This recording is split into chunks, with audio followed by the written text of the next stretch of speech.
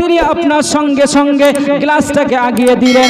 আল্লাহর ওলি বাইজিদ বুস্তামি যখন গ্লাসটা আগিয়ে দিলেন, তার আম্মি জান বলতেছে, বেটা বাইজিদ, তুমি কি রাত্রি বেলাতে ঘুমাওনি? তুমি কি রাত্রি বেলাতে বিছানাতে আরাম করে নি? আল্লাহর ওলি বাইজিদ বলতেছেন, ইয়া ওগো আম্মি জান, আপনি আমার কাছে পানি চেয়েছিলেন, আপনার জন্য পানি আনতে গিয়েছিলাম, আপনি সেই সময়তে ঘুমিয়ে গিয়েছিলেন। আপনাকে পানি পান করার জন্য আমি রাত্রি বেলাতে আরামকে হারাম করে দিয়েছি। জোরে বলুন সুবহানাল্লাহ। সুবহানাল্লাহ, সুবহানাল্লাহ। হযরতে বাইজিদ বুস্তামি তিনি রাত্রি বেলাতে শীতের মৌসুমে তিনি গ্লাস ধরে মাথার কাছে দাঁড়িয়ে আছেন। তেনার আম্মি জান জেগে গেলেন, হে বেটা বাইজিদ, তুমি ঘুমাওনি? বলে, না আম্মি জান, ঘুমাইনি। আমার সন্তান সন্ততি, আমার স্ত্রীরাও তৃষ্ণার্ত অবস্থায় আছে, আপনাকে যতক্ষণ না পানি পান করাচ্ছি আমি তাদেরকে পানি দিব না।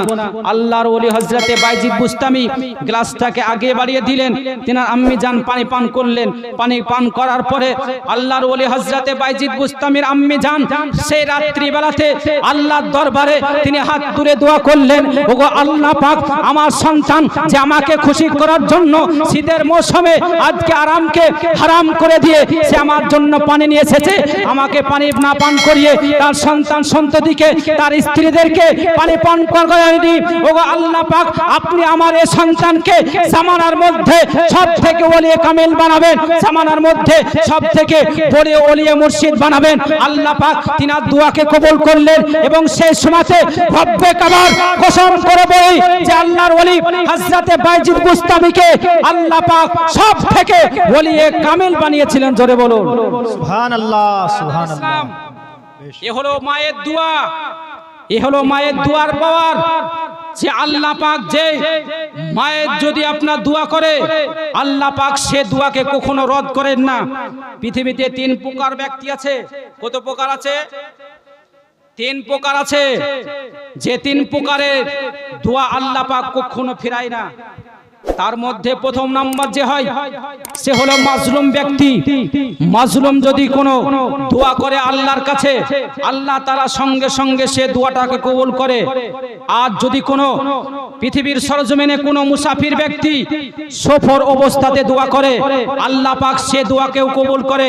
আর সর্বশেষে আল্লাহর নবী যে আপনার বলা হয়েছে ব্যক্তিদের কথা বলেছে, সে ব্যক্তিরা হলো আমাদের আপনার বলা হয়েছে আমাদের মা এবং আমাদের বাপ। আমাদের জন্য যে দোয়া করবে আল্লাহ পাক সঙ্গে সঙ্গে সে দোয়াকে কবুল করে। এমনকি আপনার কিতাবের মধ্যে বলা হয়েছে, যখন বাপ মা তার সন্তান সন্ততির জন্য 2 হাতখানাকে উত্তোলন করে, সেই সময়তে আল্লাহর আরশে আজিম অবধি কেঁপে যায়। হয়তো আমার আপনার বলা হয়েছে মা বাপ আর তার সন্তানের জন্য এমন কি দোয়া করবে, আর তার সে দোয়াকে আমি আল্লাহ পাক কবুল করতে হবে। এ বেরাদান ইসলাম, আজকে আপনার এই জালসা থেকে একটাই বার্তা দিব যে বাপ মার খিদমত করুন, বাপ মার দেখাশোনা করুন, তবে আপনার লাভ হবে, নচেত আপনার লাভ হবে না। আপনি হাজারো বার যদি হজ করে থাকেন, হাজারো নামাজ পড়েন, হাজারো রোজা করেন, হাজারো পীরের দরবারে যান, হাজারো ওলির দরবারে যান, আর আপনার বাপ মা যদি আপনার উপরে নারাজ হয়ে থাকে, আপনার সমস্ত আমলকে আল্লাহ পাক বরবাদ করে দিবে। তাই মুসলমান বলতে চাই যে পিতা মাতার খিদমত করতে হবে, বাপ মার সেবা যত্ন করতে হবে। বাপ মার সেবা যত্ন যদি না করেন, আপনাদের ইহজগত আপনার খারাপ হবে, পরজগত খারাপ হবে। আর বাপ মা যদি দোয়া করে দেয়, তাহলে আল্লাহ পাক আপনাকে খারাপ থেকে ওলিয়ে কামিল বানিয়ে দিবে। জোরে বলুন।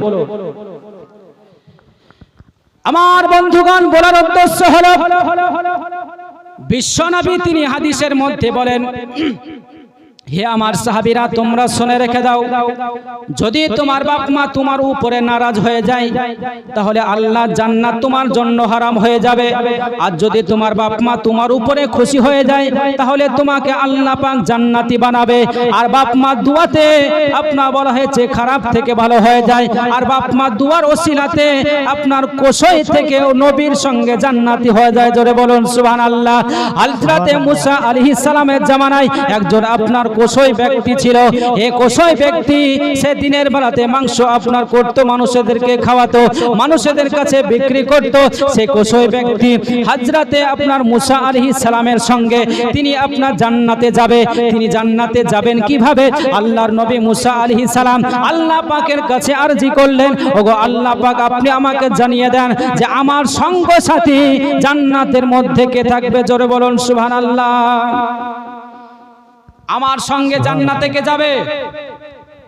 হযরতে মুসা কালিমুল্লাহকে আল্লাহ পাক তিনি গায়বী আওয়াজ দিলেন, হে মুসা শোনো, তোমার সঙ্গে কোনো ওলি বা কোনো নবী জান্নাতে থাকবে না, তোমার সঙ্গে থাকবে একজন কোশই ব্যক্তি। কে থাকবে? কে থাকবে? জোরে বলুন। কোশই থাকবে। আমরা আপনারা সকলে দেখি যারা মাংস কাটে, যারা মাংস বিক্রি করে, তাদেরকে আমরা কোশই বলে চিনি।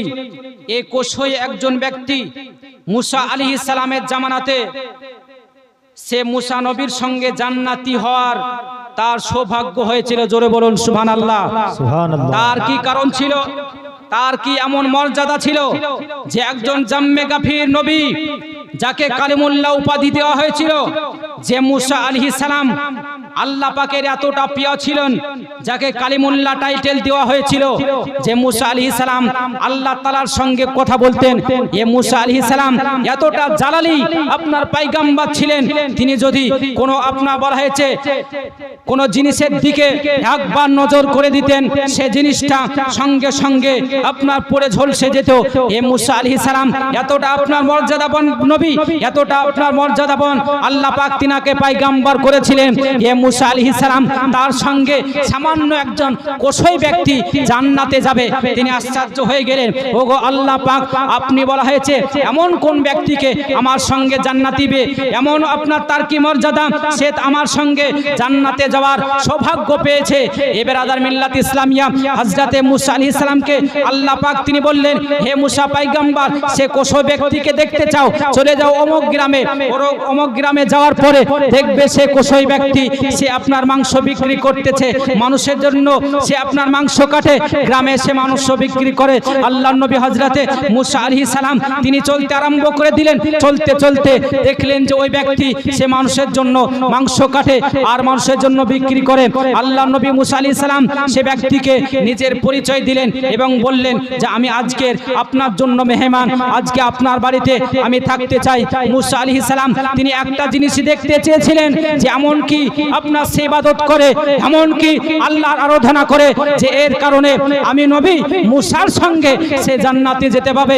মুসা আলাইহিস সালাম তিনি আপনার রাত্রি বেলাতে দেখলেন যে এই ব্যক্তি সে আপনার দিন অতিবাহিত করলো, সে দিন পারাপার করে দিল, কোনো ইবাদত করলো না, সে নামাজ পড়লো না, সে ব্যক্তি রোজা করলো না, সে ব্যক্তি হজ করেনি, সে ব্যক্তি যাকাত দেয়নি, সে আপনার কোনো আল্লাহর ইবাদত করলো না। হযরতে মুসা আলাইহিস সালাম তিনি আপনার দেখতেছেন যে আল্লাহ পাক এমন কি তার মর্যাদা দিয়েছে যে আমি নবীর সঙ্গে সে ব্যক্তি জান্নাতি হবে।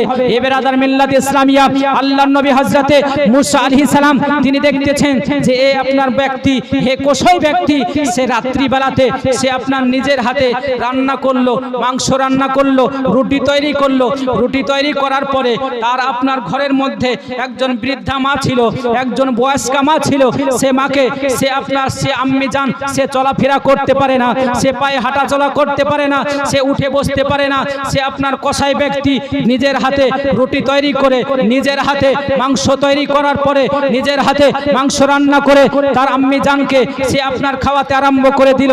সে আপনার রুটিটা শক্ত হওয়ার জন্য সে আপনার বলা হয়েছে রুটিটাকে নরম করে হযরতে মুসা আলাইহিস সালামের সে আপনার কোশই ব্যক্তি সে নিজের মুখের মধ্যে নিহিত করলেন। নিহিত করার পরে নরম করে আল্লাহর আপনার সে বান্দা কোশই ব্যক্তি তার বৃদ্ধা মাকে সে আপনার বলা হয়েছে খাইয়ে দিচ্ছেন।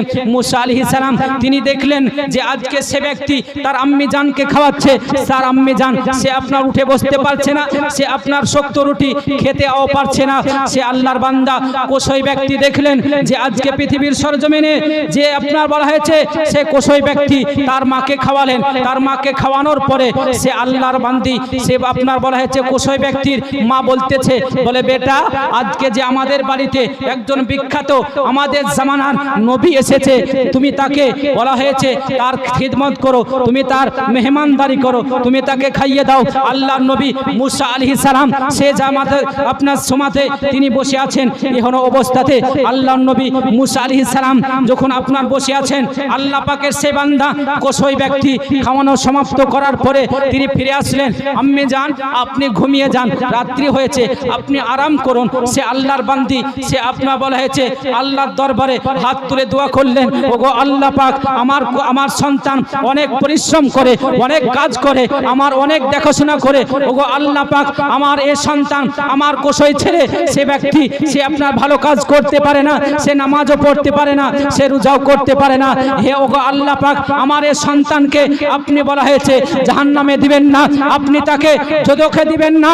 আপনার কাছে একটাই দোয়া করি যে আমাদের জামানার নবী মুসা কালিমুল্লাহ তার সঙ্গে আপনি জান্নাতি করুন। আল্লাহ পাক তিনি গায়বী আওয়াজ দিলেন, ও আম্মি জান শোনো, আজকে তোমার সন্তানের জন্য তুমি যে দোয়া করতেছো যে মুসা পয়গম্বরের সঙ্গে জান্নাতে যাওয়ার জন্য, আমি তোমার দোয়াকে কবুল করলাম এবং তোমার সন্তানকে কাল কিয়ামতের দিনে আমি তার সঙ্গে জান্নাতি করব। জোরে বলুন সুবহানাল্লাহ। মুহাব্বতের সঙ্গে তাকবীর, নারে রিসালাত, মাসলাকে আলা হযরত।